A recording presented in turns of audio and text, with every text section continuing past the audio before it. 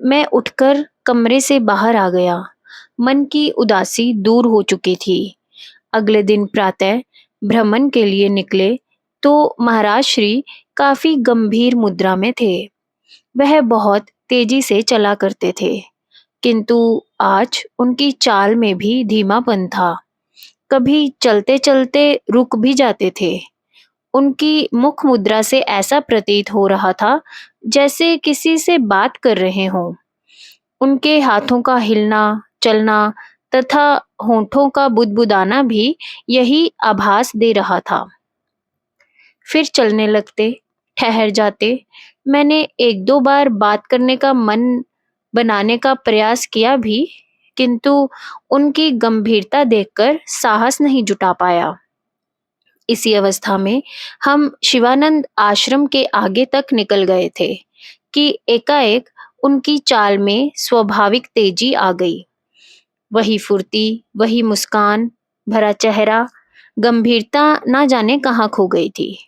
थोड़ी देर के पश्चात मेरी ओर देखकर कहने लगे, बड़े दिनों के पश्चात देवास के योगी शीलनाथ महाराज, जिन्होंने ऋषिकेश में ही अपनी भौतिक देह का त्याग किया, तथा तुम जानते ही हो कि उनकी समाधि भी यहीं बनी है, आज उनके दर्शन हुए।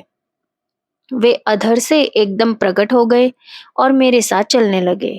उन्हीं की बात सुन रहा था। वही हरियाणवी भाषा तथा लहजा, वही अक्खड़पना, वही मस्ती। पूछने लगे कि यह देह रूपी चोला छोड़कर कब आ रहे हो? महाराज श्री, जब आप कहें तभी। अब कोई काम तो है नहीं? शीलनाथ महाराज, काम पहले भी आपको कहा था। यह केवल आपकी मौज थी कि इतना विस्तार दिखाई देता था, अन्यथा योगी को काहे का कर्तव्य। जो कुछ भी हो जाए ठीक है। महाराज श्री, अब मेरे मन में भी यही बार बार विचार आ रहा है कि भौतिक देह का त्याग कर दिया जाए। 80 वर्ष के हो गए हैं इसको ओढ़े हुए। संसार के उतार चढ़ाव काफी देख लिए, अब कोई रुचि शेष नहीं। फिर सोचता हूँ कि मृत्यु के लिए कुछ बहाना तो चाहिए। संसार यही कहे कि आमुक कारण से चले गए। अब जैसे जो होगा देखा जाएगा। अब यह बताइए कि आजकल आप कहाँ हैं? योगी शीलनाथ महाराज, हिमालय के इसी भाग में प्राय रहता हूँ। कभी मन होता है तो थोड़ा भ्रमण कर लेता हूँ, मौज होती है तो समाधि में चला जाता हूँ। महाराज श्री, आपके पास आकाश गमन की सुविधा है, चाहे अदृश्य रहें चाहे प्रकट, भ्रमण के लिए सभी अनुकूलता है। कभी देवास की ओर भी गए हैं? शीलनाथ महाराज, हाँ, 2-1 बार गया हूँ। हमारे समय के भक्त तो प्राय चले गए। आना जाना संसार में लगा ही रहता है, यहाँ कौन बैठा रहता है। अब आप भी जल्दी से आ जाओ। महाराज श्री, शरीर त्याग का बहाना बनाकर मैं भी आ जाता हूँ। आश्रम के लिए उत्तराधिकारी नियुक्त कर ही दिया है। शीलनाथ महाराज, हाँ, अब जल्दी से आ जाओ। इतना कहकर शीलनाथ महाराज अदृश्य हो गए। मैंने कहा, शीलनाथ महाराज अच्छे नाथ महात्मा थे। महाराज श्री, नाथ महात्मा? महापुरुष कभी अनाथ नहीं होते। उनका कोई संप्रदाय नहीं होता। क्या तुम परमानंद तीर्थ महाराज या लल को नाथ महात्मा नहीं कह सकते? क्या तुम शीलनाथ महाराज को संत या महापुरुष नहीं मानते? वे इस समय भी साधनरत हैं। हमें जाति, धर्म, भाषा, देश, प्रदेश एवं संप्रदाय के आधार पर महापुरुषों के वर्गीकरण की भी आदत हो गई है, किंतु असीम महापुरुषों को सीमाओं में कैसे बांधा जा सकता है?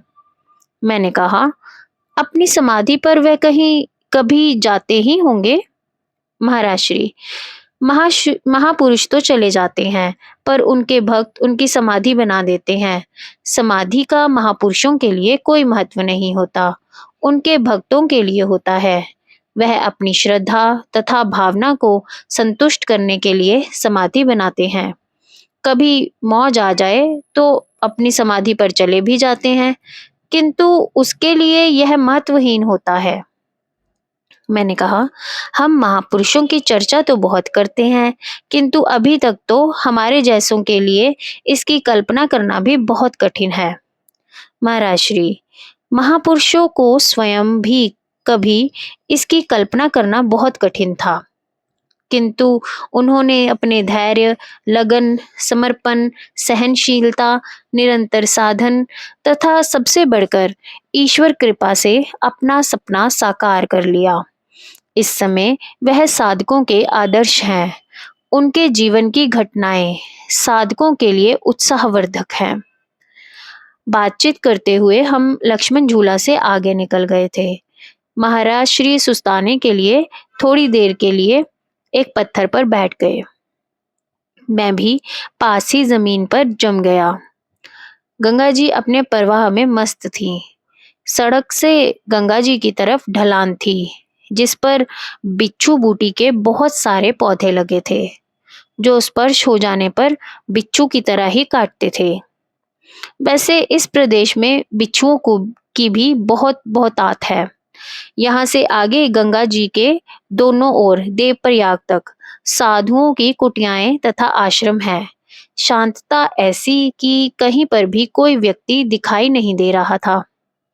महाराज श्री, सामान्यतः साधक की स्थिति लंबे समय तक, यहाँ तक कि कई बार कई जन्मों तक प्रारंभिक अवस्था में ही बनी रहती है।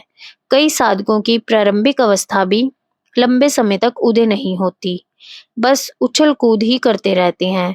उनके सामने एक और दृश्यमान जगत होता है, तो दूसरी ओर जागृत शक्ति की अंतरक्रियाशीलता।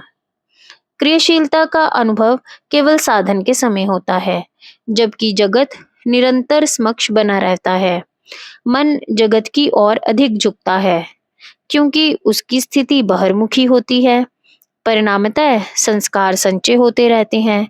स्वाभाविक है कि संसार के संस्कार प्रबल होते हैं। सारा खेल संस्कारों का ही है। संस्कारों से प्रारब्ध निर्माण होता है, अभिमान को बल मिलता है, वृत्तियां चंचल होती हैं, मन जगत की ओर भागता है। जिसका संस्कार संचय का क्रम अभी नहीं रुका, उसकी प्रारंभिक अवस्था ही है। वह कितना भी साधन करे, आगे नहीं बढ़ सकता। ऐसे साधक की वासनाएं उसे जगत की ओर धकेलती रहती हैं, एवं मन भी चंचल बना बाहर ही घूमा करता है। इन परिस्थितियों से उभरकर लक्ष्य को अंतर क्रियाओं पर स्थिर रख पाने की अवस्था तक प्रारंभिक अवस्था है। साधक संस्कार चक्र में ही घूमा करता है तथा संस्कार टूटने का क्रम आरंभ नहीं हो पाता। स्पष्ट है कि साधक के लिए प्रारंभिक स्तर पार कर पाना सबसे कठिन है। जब तक मन संयत नहीं होगा, तब तक दृष्टा भाव धारण कर अपना लक्ष्य क्रियाओं पर कैसे स्थिर रख पाएगा। प्राय साधक इसी स्तर पर आगे पीछे होते रहते हैं। मैंने कहा, इसका उपाय?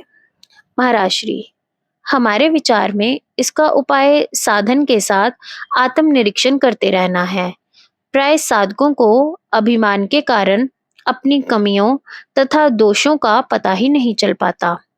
वह साधक होने के नशे में सरोबार जगत के हर मनुष्य को अपने से बहुत नीच, तुच्छ, नासमझ जानते मानते हैं तथा इस प्रकार उनका अभिमान बढ़ता रहता है।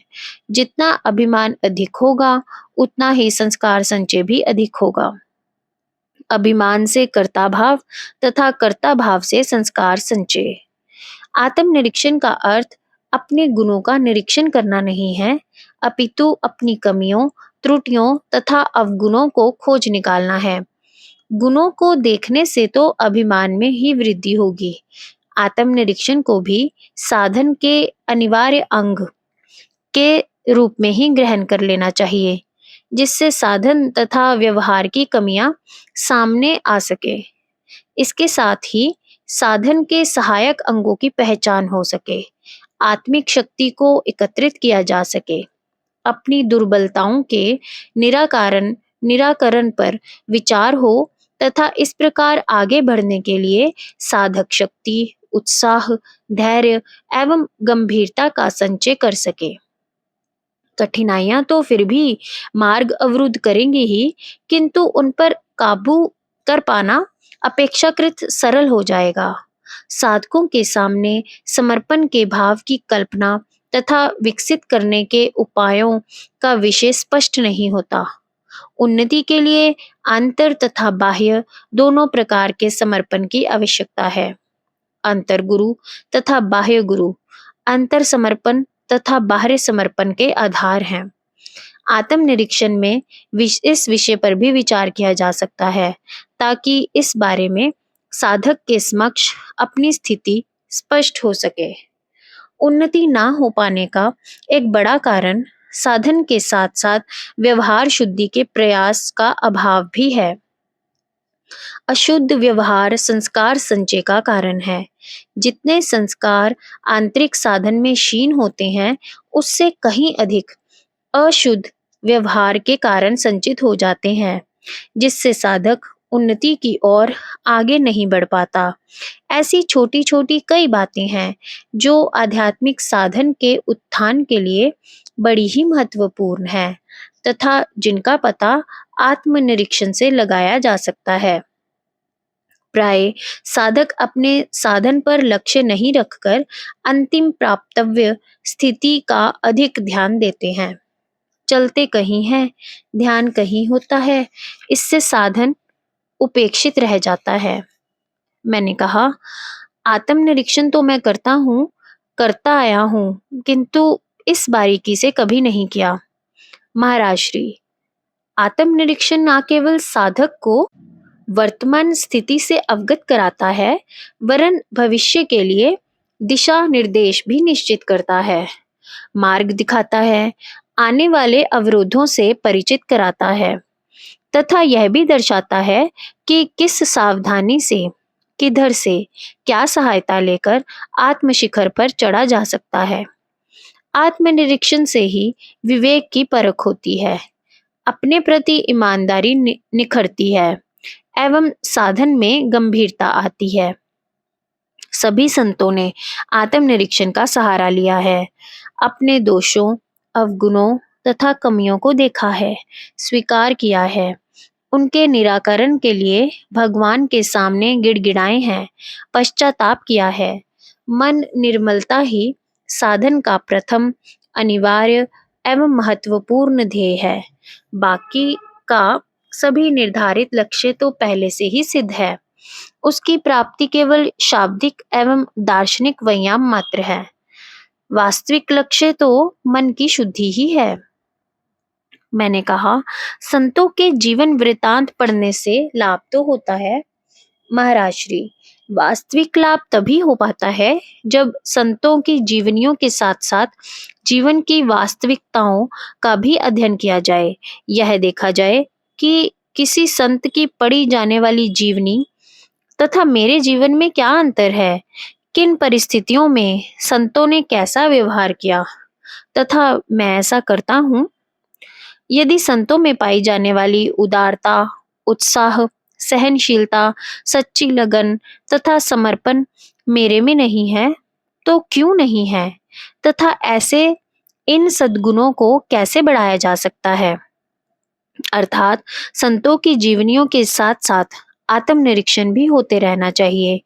पुस्तकें भी आत्मनिरीक्षण का ही एक माध्यम है, इसी ओर इंगित करती हैं तथा इसी के लिए विचार जुटाती हैं, असावधानी के प्रति सचेत करती हैं, जीवन के लक्ष्य निर्धारण में सहायक हैं। समय काफी हो गया था, थोड़ी धूप भी निकल आई थी। कहीं कहीं आते जाते या खेतों में काम करते कुछ लोग भी दिखाई देने लगे थे। महाराज श्री ने अपनी छड़ी संभाली और चलने के लिए उठ खड़े हुए।